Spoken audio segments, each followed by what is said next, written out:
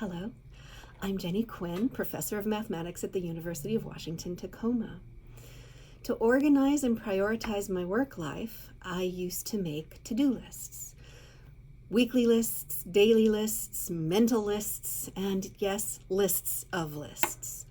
It was always so satisfying to check the box when that item was completed, and a tad demoralizing to move the same long-term project from one list to the next. In a recent stint as a university administrator, I worked with an expert in change management. She introduced me to Kanbans, and I am never going back to standard list making. A Kanban is a visual workflow management tool originally developed by Toyota engineer Tashi Ono to improve manufacturing efficiency. It's been adapted to team project management and personal workflow planning and prioritization. Unlike a standard to-do list, a Kanban has 3 categories: to do, doing, and done.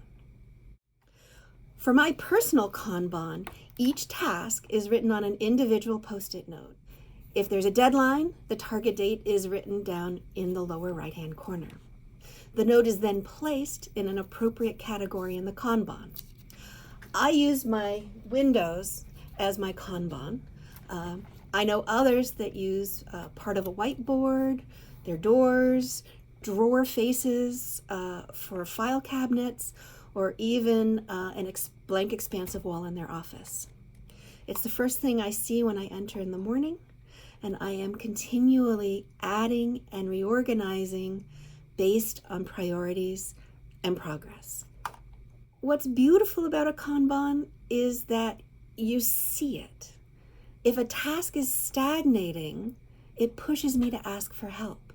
And even though the number of things on my to-do and doing categories stays relatively constant, the done tasks start to accumulate, and I can really see my accomplishments growing.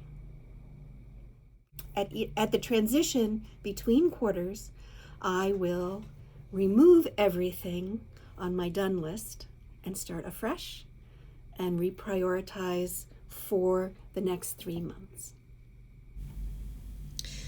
And even though I'm no longer checking off boxes of completed tasks, there's still a great deal of satisfaction taking an item that has been on my doing list and moving it to the done category.